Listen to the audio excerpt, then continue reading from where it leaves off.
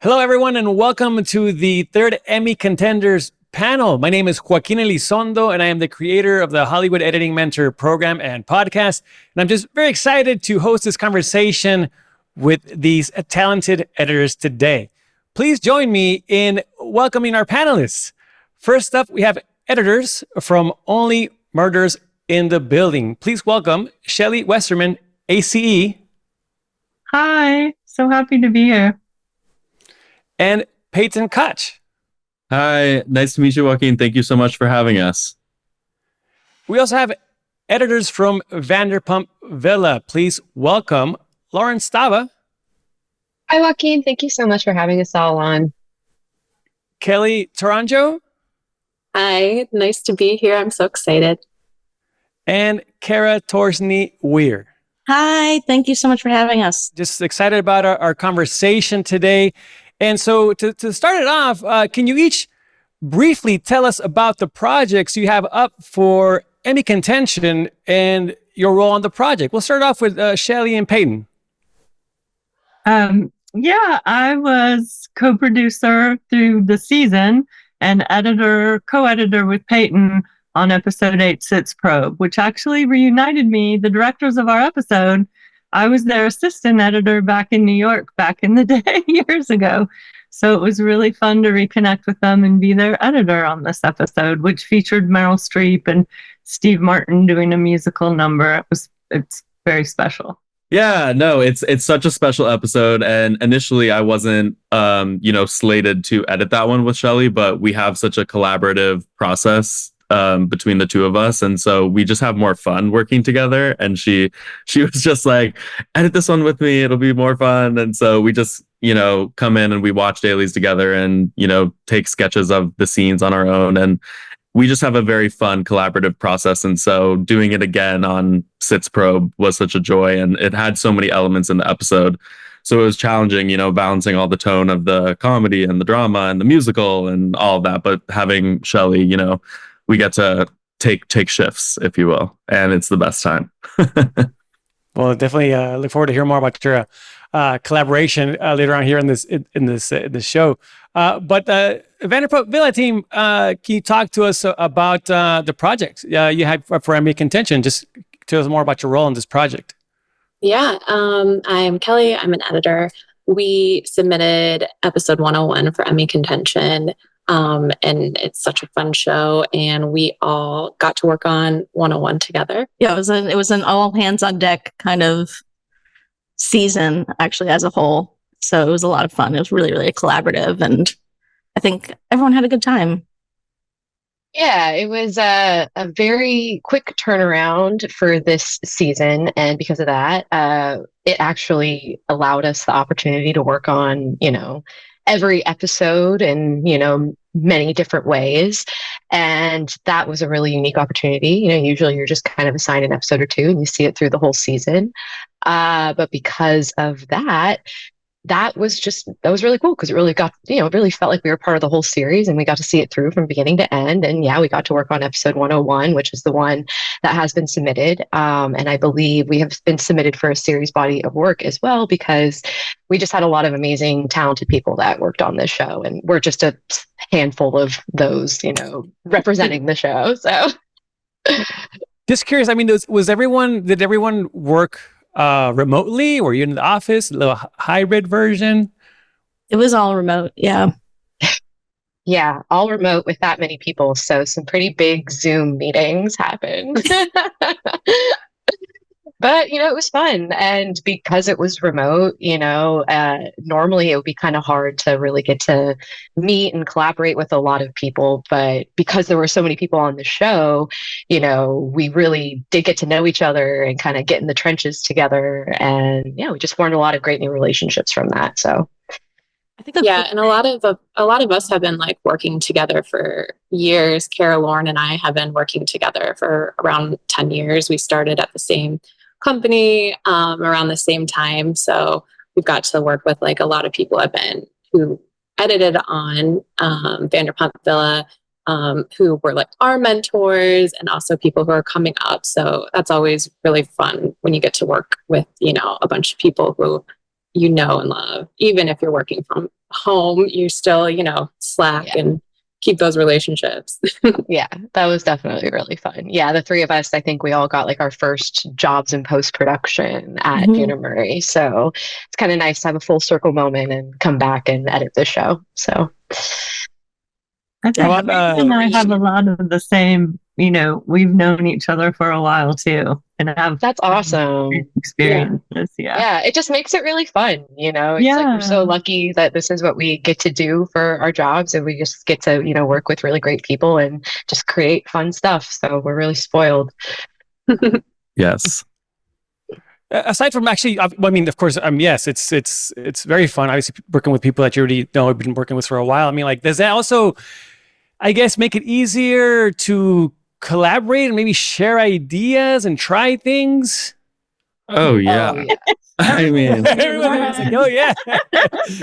Oh yeah. there's like a level of, you know, comfortability that's established when you've worked with someone for a long time. And, you know, as editors, you know, we're artists, and whenever you're presenting something that you've made or created, you know, that it's very vulnerable, and it can be nerve-wracking to show someone something. So like, you know, knowing that I've had Shelly for however many years, and, you know, Shelly is my mentor and has always, you know, been, you know, that role for me. And so when I have a scene and I'm struggling or something, you know, I know that I can show it to her, and whatever the feedback is, you know, it'll always be helpful and, you know, constructive.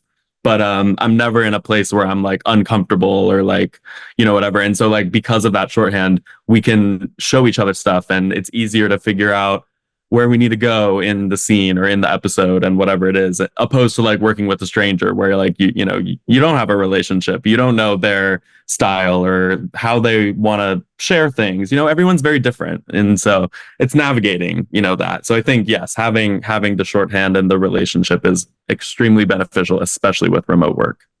And it applies to the other disciplines, like our sound supervisor and our composer. You know, it's like, I'm temping something and he might listen to it and I'll be like, all right, don't roll your eyes. You know, like I'm just, you know me and what I'm capable of. And same with our sound supervisor, like knowing him and trusting him and saying, hey, I don't know what to do for this background, or like, what can we do for this scene? And so, yeah, being open and collaborative with all the different departments and disciplines is key. Yeah, I would say even for Vanderpump too, just, you know, speaking of music, and Kate Rubino, who was our music supervisor, she was amazing. And she had probably one of the toughest jobs on the show because our sound was constantly changing. But, you know, you could just trust her. You know, she would just come to you with a new batch of music and be like, all right, this goes here, I'm thinking this for this moment. And you're like, all right, yes, no, this works. Like, this swells at the right exact moment. Like, this is, you know, and so, yeah, you could just hop on the phone and just kind of just have that communication and just talk about that right then and there. And like, even Kelley and Kara, like, there's been so many times where like, I'll just like text you guys whenever I'm like, hey, can you look at my bin and just like, let me know if this is working or if this is terrible. Like, it's nice to just, you know, be able to do that. So, and trust each other with it. So, yeah. Yeah, I kind of had a unique story. Sorry, Shelly. I kind of had a unique story because when I came on Vanderpump Villa, it was the first show I worked on right after I had a baby. So being able to work again with people who like know and trust your work, where if I had to like step away for 20 minutes and pump and come back, like there was the trust that, okay, we know the work, she's going to get it done. And you know, just the trust that if I'm like, you know, having to start early or late to make up for it, like it was some advice that I got from an editor. She actually worked on Only Murders with you guys, Peggy. Oh yeah. Well, I was gonna say, when you said Burnham, I was like, we know so many people from yeah. I ran into her at the Shrinking FYC last year, and I was like, what advice do you have for a new mom? And she said, work for people who know and trust you. And it was so great because this was such a fun show, and it was also with everybody who I've worked with before and trusted. So it was a really great experience for like coming back, you know, from having a baby for my first show. That's amazing. Yeah. Well, I mean, no, I mean that's just it's a great situation to be in. I can certainly speak to that as well from my last show. So no, it's great. Now, this is a question for everyone. For each of your Emmy contending projects, what specific scene or sequence are you most proud of, and why? Peyton and I have talked about this, and we'll kind of jump in on each other. We had this as scripted big split screen sequence, not just split screen, it was triple and quad screens throughout the song that Steve Martin performed. And when I saw it, I went, oh, heck no, like nightmare. It was our director who said, hey, why don't let's map this out with title cards before we shoot so we can figure out how to frame the shots, the timing of shots, where we need to be. So he planted that seed. And then we kind of took it from there and started the title cards. And then our assistants jumped in and said, hey, we can't track these. Let's color code them by character so we could have like a visual representation. It wasn't previs, it was just title cards. Yeah. And by having the different colors and the different blocks, it allowed us to track, where each story was going and when it was coming in and out of frame. And it was, we were telling 4 stories at once in the split screen sequence. And it just allowed production to get they had oh God, what am I trying to say? Like they had an extra foot up, or I don't know what I'm trying to say. Leg up? A leg up. They had a leg up because of this mapped out sequence. And so when the footage came in, it was essentially just like dropping in the pieces, I mean, of course we had to massage the edit a bit and, figure out what we were doing, but it made it so much easier for us to put it together and have it conceptualized in pre-production. And it was fun for us, in post, as we're usually, on the back end. We were involved in the pre-production of this sequence, which was, fun for us. And it felt like we were invaluable, which was nice. And it was challenging. It was this big Steve Martin thing, and he'd rehearsed it, and he's doing the song. So there's all these multiple storylines you're trying to make sure you're hitting. There's the mystery going on with Selena Gomez's character, and then the accomplishment of Steve performing the song, and then the Meryl Streep character, a big thing happens to her in it. So and then Marty setting up the cameras, and there was so much going on. It was wild. Yeah. It sounds like you had a good system in place. I mean, when I see like split screen sequences, I'm like, I know that's a lot of work. Yeah. So we're very proud with how the final product came out, because it was a lot of work. And this is all done using Avid? Mm-hmm. Yeah. I mean, in our online editor, Don Montour, he, I don't know what they finish in some software, but he replicated, what we did in the Avid. Awesome. Yeah. For Vanderpump Villa, one of my favorite, I have 2 moments that I really enjoyed editing. One is from episode 101, which is the one that's up for Emmy contention. I ended up doing notes on an act out. It was a confrontation between Marciano, one of the servers, and telling one of the bartenders because she wasn't making drinks fast enough. And the guests were getting upset and he was getting frustrated. And it's always fun to be able to use the music and the sound effects and the looks to, make the act out, cheesy enough to hold the audience to come back to the, next act that's coming up. So that was my favorite for episode 1. But also in episode 8, I got to cut what I like to call an iconic Lisa Vanderpump scene, because she, she puts so much care and love into everything from her restaurants to how she treats the staff that, she hires. So I got to cut a scene where one of the servers wanted to leave. Her name was Hannah. She wanted to go home, and Lisa talks her into staying. And I just love the pep talk, and she, talks to her, about her confidence. And it's such a beautiful, emotional moment. But also with Vanderpump Villa, we really kept, I think one of my favorite parts is we kept all the comedy. I think sometimes in reality TV, or just in, when you're looking to lose time, a lot of times the first thing to go is comedy moments. But in Vanderpump Villa, we made sure we kept every moment throughout. So although it was an emotional scene, it was still really funny at the top. And then you see some tears, and it was just a lot of fun to work on because of the, dynamics. Yeah, I mean, I think going off of us having a lot of fun, one specific scene that I had a lot of fun editing was in episode 6. Lisa has demoted said server Marciano to the dish pit. And there's this scene where the cast is just having a great time with the guests and they're all like partying after dinner. And I just kept cutting to Marciano, just like scrubbing dishes and like plunging the sink and like sneaking out and like looking at them all having fun. And that was just and I love a good like dance sequence too. So that was really fun to edit for me. For me, my favorite, I guess, sequence or scene that I edited was actually probably for episode 109.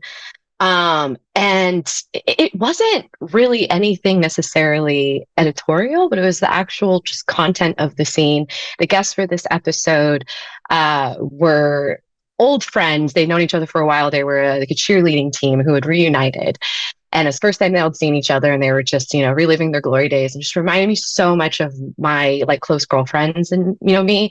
And it was just really fun. Like I just had fun editing them because they were having fun, and just this beautiful dinner that was planned for them, and just all the thought and effort that went into, every rose petal that was placed and every little detail. And it was just, that's what's kind of really special about this show is like you have Lisa and she's amazing. And then you have the crazy cast and the dynamics there. But then you also have these guests that come in every week and add this whole other layer to just the narrative and what's going on. And it's just nice because it means that every episode is always going to be something new. You never really know what you're going to get.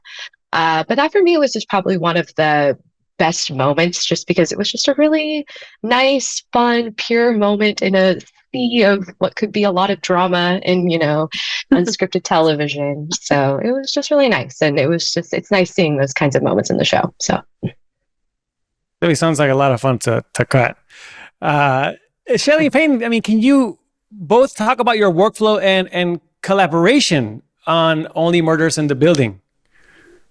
Sure. Yeah. I think Payton came on to Only Murders on season 2 as my assistant. And by the end of season 2, he was cutting because we had said the only way that we could work together is if we both cut every scene. And so we kind of carried that over into season 3, where he then had his own episodes and was editing on his own. But when we do the ones together, we both do fast sketches of the scenes and then kind of get together and look at it and figure out who wants to do a combo version. And invariably that it makes it better. I see things differently than he does. We have the same sensibilities, but it's very interesting because we're able to kind of sketch something quickly and then do it together. Yeah, and you always see something that you might have missed when watching the dailies. And, we all perceive things differently. And so Shelly might emphasize one certain moment that I didn't see, or, was on a tighter angle for something. And it is very interesting to see, 2 different takes from the same scene. And then, and then watching her work and then going back and watching what I did and putting a combo version together, it allows us to get a really nice product. On season 2, when we co-edited the finale, it was this crazy, huge scene, all contained in this one apartment, all the characters interrogating Tina Fey. And it was over 50 hours of footage for this, 30-minute show. And, it took us days to put the sequence together. And then, it got to the producers and directors and it barely changed. And Shelly and I were like, well, don't you guys want to like tear it apart? Like, shouldn't we go back and watch daily? And they were like, no, it's great. It's great. We're like, okay. And so, it's like we do all these notes with internally before it gets out. And then so it's almost like we're ahead because we have each other. But the other good part is like when I get tired or exasperated or can't figure something out, I can just say, tag, you're it. And then he'll take over till he's like, I've had it. And then I'll come back in. Back and forth. That's a luxury. Yeah. No, it's good. It's I don't good. have it right now. But We're both working on our last solo episodes of season 4 right now. And also the finale dailies are coming in that we are doing together. So we're like, we got to finish those ones and then start editing the finale again. Oh. Yeah. Well, Vanderpump Villa team, curious to hear about how you collaborate as well. Well, it was a very, again, unique experience in the sense that we had a large editorial staff due to the quick turnover. But it was nice because it always kept it interesting. We got to work on every episode in the sense, whether it was doing notes one day or building scenes another. It just allowed for a really collaborative process. And it's just fun getting to bounce ideas off each other, kind of like what you guys were saying. And, just kind of seeing where different people's interpretations of different, things as simple as a transition, or just different stylistic elements. It was just it was fun getting to have everybody together in that sense. And yeah, just got to meet a lot of really cool new people on top of it. So how many people did you guys have? Yeah. Yeah, I was going to say, how many people? Like, honestly, it's like, I don't know the exact number, but it's definitely the most I've probably ever had on a show. I think it was around 20. Oh, yeah. Wow. Yeah. But it was just quick. It had to get done. So how quick was the turnaround? Hard. Like sometimes the next day, and it was just it was a lot. So it was, oh my god, we would just be okay, like taking an episode and breaking it up, and you just take this scene and you take that, or we'll take this act, and so you never really knew what you're going to get, but it kept it exciting, and we got to work on everything, which was fun. So it's very unique. But you have someone giving it out to each person, like someone says, you do this. Yeah, our amazing boss, Jacob Lane, who is the executive producer on this as well, he somehow keeps track of all of that. I don't know how he does it.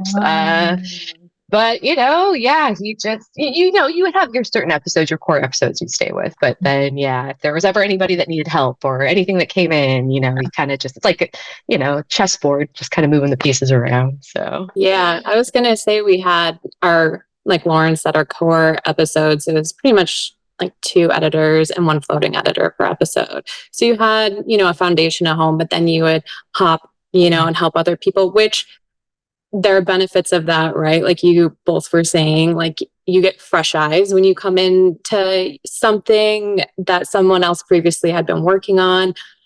So they might have been, mulling over this scene, and you come in and you see something that maybe they hadn't seen before. And the other thing is with reality, especially, is if you are kind of keeping tabs on the notes that are coming in for each episode, you're still following the story and getting a better global idea of like what's happening in the series. Instead of sometimes just, tunnel vision, my episode, I saw this, 2 cuts ago, I'm not sure if it changed or this, like we were always in the know, which I think is very helpful when you're trying to find, those story nuggets that like the breadcrumbs that lead up to like, okay, this happens in episode 8. I don't think we're most efficiently leaving the breadcrumbs to, get the audience to this happening in episode 8. I'm going to find this look that I know is here because later these 2 hook up, or later these 2 get in a fight, and, you can just start layering those little pieces in. So I think there's benefits to, being able to hop around. I think it's definitely really, I mean, there's been certain shows when it's, yes, you have your episodes and you are focused on that, and you kind of like lose track of what else is happening out in the world of the rest of the show. And this, you constantly felt like you knew the whole season story arcs, and you could just pepper in little things here and there to keep those stories alive, and to like, I think also like weirdly having so many people helped it be cohesive in the end because everyone knows what everyone else is doing, and you might look at a scene and see, oh, like Kelley did this with this kind of scene, so like I'm going to kind of do that with my scene. And I think we ended up having it ended up actually being a very cohesive show stylistically and editorial wise. And if you're working remote, I mean, like, are you communicating through something like Slack, or are you just constantly on the phone? And how does that impact, I guess, the collaboration or the creative process? And this goes for everyone. A lot of Slack. Teams, I think it was for the show. It was like our best friend. Yeah. So yeah, it was yeah, again, a lot of organization that came from the top, and I don't know how they did it, but somehow they managed to be able to communicate with all of us, and we're always watching cuts, and we all had access to everybody's notes, and it was just everything was collaborative, just everything. So, How did you read everyone's notes? Were they on Slack, Google? there's a like a Google Doc basically, and It was OneNote, I think. or OneNote. Yeah, that's what it was. So, but same idea. Yeah, pretty much. They'd all just get slapped up there, and you take a few and just kind of fill it in once done those notes, so people know who's been working on what. And there was a method to the madness. It seems efficient. I'm like, There's a live document. It's a lot of organization. Yeah. So, I think it being OneNote being a live document really was beneficial because you knew you could see people updating it as they were going, and so you knew what was going on, and you're like, all right, well, I'm not overlapping any work, and you could write like a question or response to a note in there, and everyone had access. So a story producer, whoever would look at this, and they could see. So it was quick. Yeah, it worked. It really worked. So wow, we thought we were organized. Organized chaos. Like you were, though. Yeah. Ours is simple. It's just some Google Docs for continuity and music lists and ADR lists, and then people talk on Slack. The assistants keep tabs on the story bits, that we can't necessarily keep in mind. They'll be like, "Oh no, that has to happen here. That was there." Same, similar. They'll catch. Yeah, and because we don't all have hands in every single episode, it is more we each have our own thing that we're focused on. So like I was resonating with what you guys were saying about you get tunnel vision, and especially on murders, it's very the mystery, we have to track it throughout the whole time, and so at the by the time you're at the end of the season, it's like you have all these episodes up, and you're like, wait, what happens in episode 4, and this needs to come out in 7, and so then we're all like, oh wow, what's going on? And so, yes, having the assistants, really know the scripts and the footage saves us. And for our main communication, at least for like sharing footage and cuts and stuff, we use Pack Post Live, which is like Evercast. It's just like the streaming, whatnot. And it's essentially like we're in our own room. I'll text Shelly and be like, hey, pop into my room and I can play a scene for you. And we just pretend that she's coming and sitting on the couch. It's our little digital edit bay, and it works. You just have to log in, and it's like you're there. Yeah, I mean, a lot of times I'll be like, I'll just watch it on the Avid, but he likes to see how I react to it, so we go on Post Live. I love that. Well, yeah, it's like when you're in the room playing for something for someone. Yeah, exactly. Yeah. I do miss that working remote. I do miss that feeling of being in the room with somebody else. Yeah, I was going to say, you miss the office? You prefer at home, or both, or a hybrid? Yeah, like working at home, I definitely I can just lose myself in my work, and I don't have to really worry so much about necessarily the time, but like I'm home, right? Like I don't have to drive home at 2 or 3 in the morning afterwards if I have a late night. But that being said, going in for screenings or mixes, there is a collaborative part that is definitely missed, I think. So, at least for me. I don't know about other people. I definitely agree. I do I miss sitting in a bay with somebody and seeing their reaction, or like hearing the laugh. Sometimes now I get satisfied, and if in a note I get like aha. I'm like, oh, yeah, cool. LOL. I'm imagining them laughing. Yeah. See it is so satisfying. I'm on the fence because I do miss, going in, and I think there is something to say when you're, this is why I'm always like, let's hop on a Zoom. Let's, go over the notes or whatever, because even though a note can be written down, if someone can explain it to you, sometimes they'll, embellish more than what's just written down on the piece of paper. So I think that's one of the things that, you have to work to constantly, get that a little bit more. Because before, when we were in person, we would just go over to the next person's bay and be like, hey, what do you think about this? So that's the part that I miss. But yeah, like Lauren said, like I the driving, and it's nice to be at home and to make your own lunch. Yeah. You just, you could technically work more, the employer should be happy about that. No, I'm just kidding. But no, it's fun. And yeah, you just don't really have to worry about other little details that are going on. And you really can just focus more on, whatever it is you're doing, that day. So it's nice. But yeah, there are things you missed, but yeah. My vote for the hybrid setup as well. Shelly and Payton, Only Murders in the Building follows a murder mystery, but also has comedic beats throughout the show. How do you think editing impacts the tone of the series? Everything. Yeah.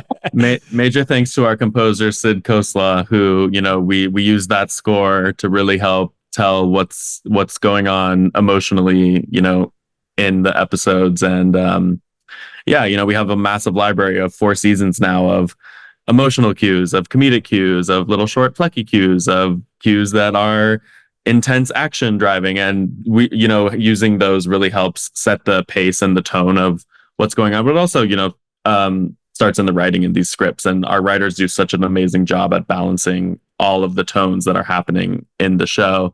And then, when we come in, most editors are the third writers, as some people say, the third pass. And so then, we come in and, you watch the footage and, you cut the joke. This is a bad explanation, but we've also got all those meetings. Like we do a concept meeting with everyone on Zoom, and then there's a production meeting, and then there's a tone meeting, and then there's a table read. So those all kind of help infuse your spirit with like, getting an idea of where it's going or what it's doing. Table reads especially, because there's a lot of surprises in there. Sometimes it flows exactly like scripted. Sometimes you're like, oh, that's interesting. I didn't know it would go that way. So you've got a good foundation before you get into editing. And then, a lot of it is score will help. Like I might not quite know if something should be scary or funny, and we have scenes that are like roller coasters. It starts emotional, then there's a joke, then it's mystery, and you're like, oh my God, how am I even going to score that? But you'll throw something against it and just say, oh, that's not right, or that's right, and then you get, other editors and composer involved, and you're like, what do you think about this? And they'll have interesting points of view. They're like, no, I don't get that. That should be higher strings and scary there, and then emotional there. I'm like, oh, okay. So it is a roller coaster ride, but a lot big balancing act. So happy that Zoom has allowed us to be part of all those meetings. We wouldn't have time to do that and run to all those meetings all day, but I can just do it right here next to my edit bay and then be more informed and feel like more part of the big team, the big picture. Is there a lot of improvisation? Not as much as one would think. That was shocking. Not from Steve and Marty. They're very rehearsed, very on. They love their script. Yeah. Interesting. Very precise. Some of the other actors have more improv, but. Kelley, Lauren, and Kara, can you expand on how non-scripted editing differs from scripted projects, especially how you maintain a storyline in a non-scripted show? Well, I think the big difference with scripted, right, is that a story is intentionally being shot, but in unscripted, it's a series of moments that are being shot.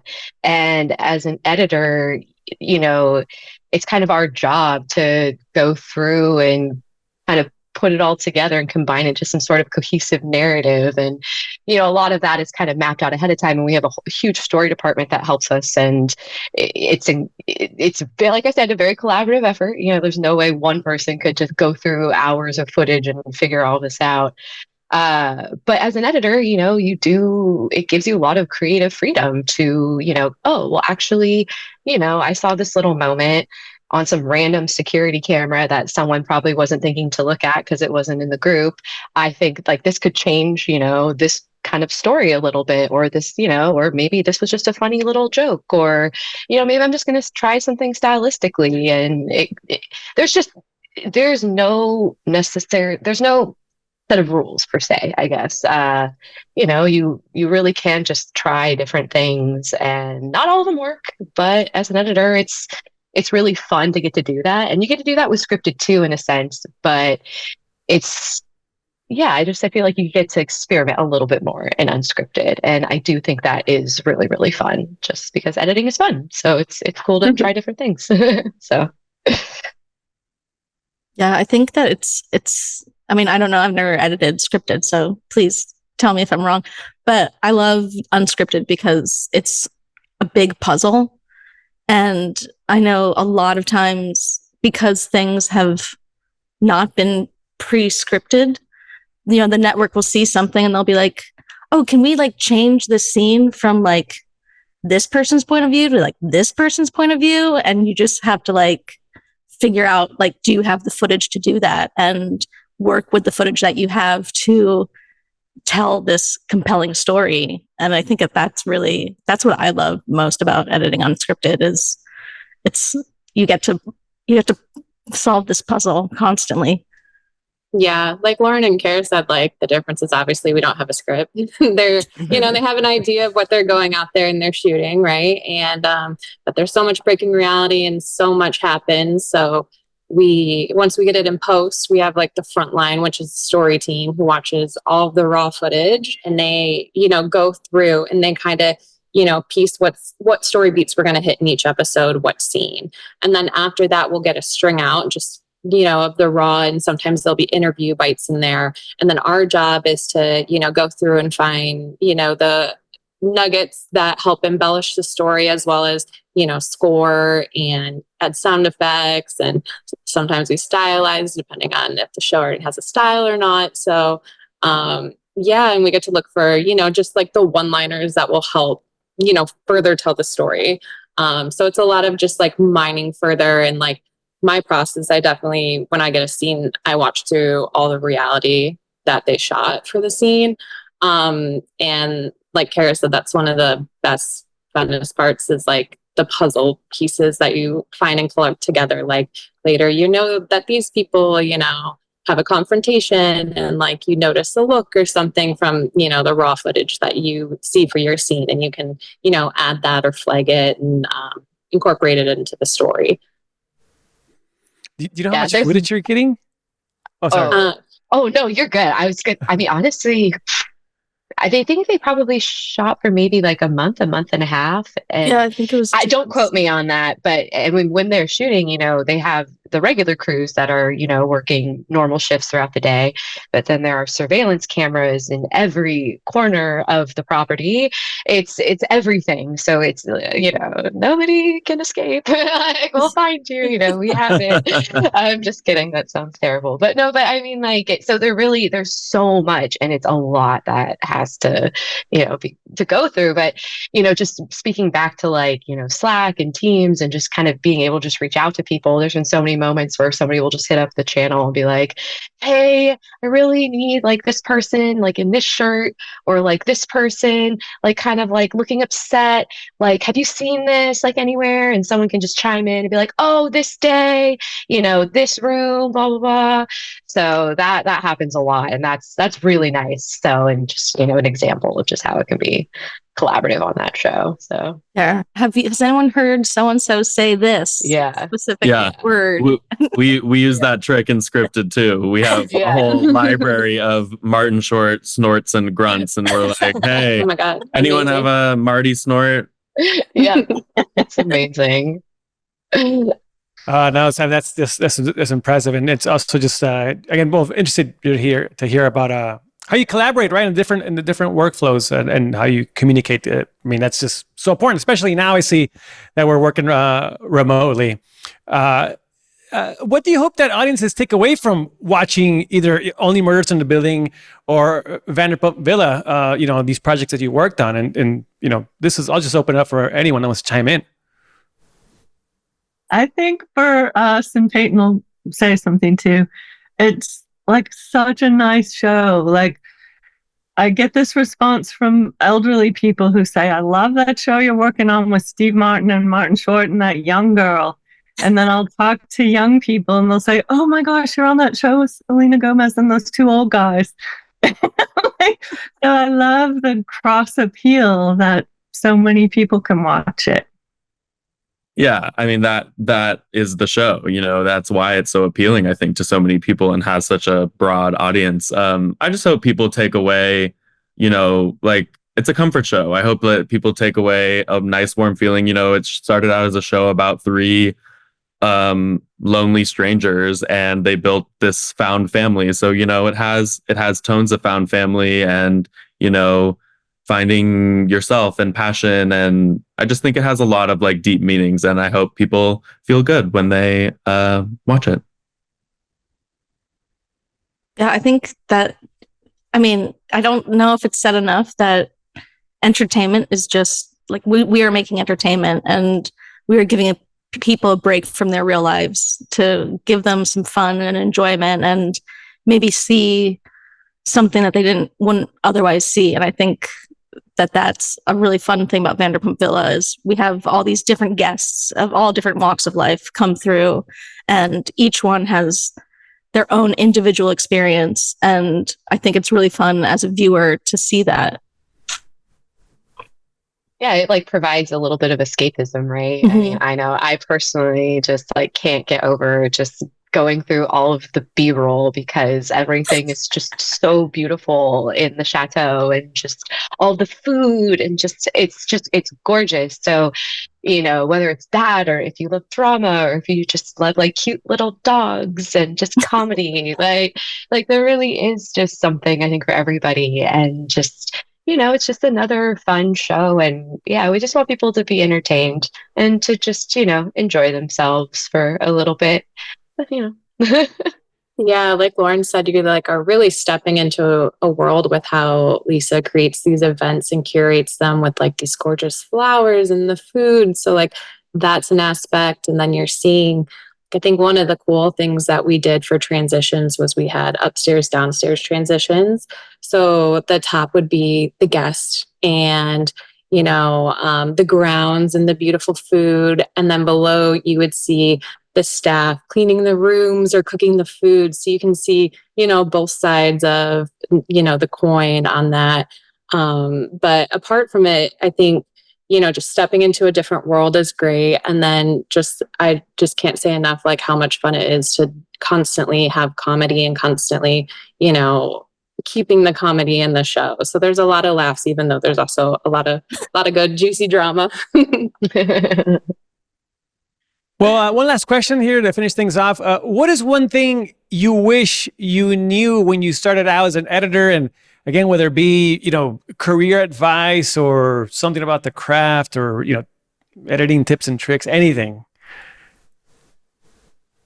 I think mine would be never be afraid of your first cut, because, your first cut is yours, and that is your chance to show the producers your creativity and your aspect. And I know when I started out as an editor, I was always so nervous for that first producer cut. Like I would drive myself wild. And now I really allow myself the freedom to have fun and play around and just let them see what I have and see where I come from.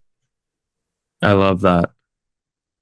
Yeah, to kind of like piggyback off of what Kara's saying is, yeah, it's like I wish I like would have told myself like earlier to just go for certain things. Like my new favorite phrase right now is just ripping the Band-Aid off, just like try it, just go for it. And especially in unscripted television, we have the opportunity to work on so many different types of shows and just, learn so many different styles and genres. And, I think back when I was first starting out, I just thought editing was one particular thing, and there's so much more to it. And there's so many different avenues you can explore, and just, rip the Band-Aid off and just go for it, even if you're unsure of something, because you don't really know where you'll end up and where it'll take you. So. Yeah, no, mine is kind of similar to that.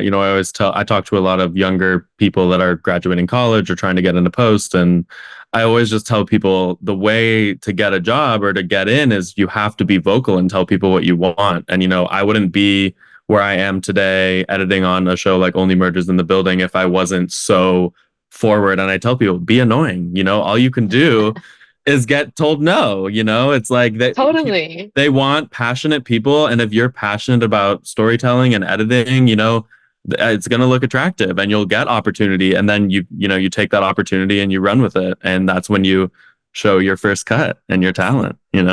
But you're not annoying. Like, don't be such annoying. No, but you know what I mean? Like, it's like just keep pushing. If you don't get a response from an email, follow up. Okay, yeah. So what? Whatever.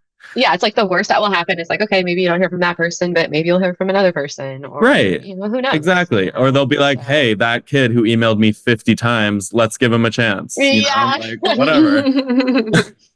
Yeah. Mine is pretty, besides like finding a good mentor too, I think is, one of the biggest thing, if you find someone that you can, and I had luckily so many multiple people who I would like sit in their bay and watch them edit and pick their brain and whatnot. But the specific thing that when I first started editing, I was on a show and I was handed like a fashion show, and the turnaround to get this cut out was like half a day. And it was a really like heavy graphics driven show. And I knew what I wanted it to be, but with the time permitting, it was, in good shape, but it wasn't in great shape when I hand it. It's not what you want to do completely with the time given. And I remember the next day, one of the co-APs from Kardashians was like, "Oh, Kelley, you just, became an editor. How's it going?" And I was like, "Oh my God, I don't feel like I'm fast enough. Like I know what the scene should be." And it wasn't there. And he said, it's just time. It takes time, and you get that muscle memory. And it's like 100% true. And the more you do it, the faster you'll get. And you'll be able to do those quick turnaround scenes. And, now I don't even like think twice about it, but I really just do appreciate at that moment, his name was Glenn, telling me like, no, it's going to come with time. Don't panic. Don't worry. Like it'll happen. And it totally does. So that would be my advice. Glenn actually taught me my advice. He taught me never to first cut. So nice. Lots of good nuggets from him. Yeah, I need to meet this Glenn guy. He gives lots of good advice. Gotta get him on the show. Yeah. And I would say also like advice, not like what I knew, is nurturing your relationships always. Like last night I went to see the very first movie I ever worked on as an assistant, and that was like 26 years ago. And I went with a team of people that I was assistants with, and we all stayed in touch, and now we're all editors. And it's like awesome. Sharing that knowledge and that experience, and also trusting your own instincts. And I had people tell me early on, if you want to be a good editor, you need to be a good human being. You need to go read books, go to the opera, go to rock concerts, watch drama, horror, like watch everything on TV. Take all of that in, and then trust your instincts ultimately. Oh, that's so lovely. I'm just sitting here just nodding. I'm like, yep, agreeing with Ollie. I know. I love that. No, that's no. I'm a big fan of everything you said, and appreciate you, sharing that with our audience, because definitely could be very helpful for anyone that is, looking to start or advance an editing career. So, thank you. Just thank you for being here today, Shelly, Payton, Lauren, Kelley, and Kara, for talking about your projects and your work, and best of luck here on this Emmy season. And also thank you to Impact 24 PR for putting this panel together, and to all of you for watching and listening. Be sure to check out the Hollywood Editing Mentor podcast for other panels and interviews. Thanks again. See you next time.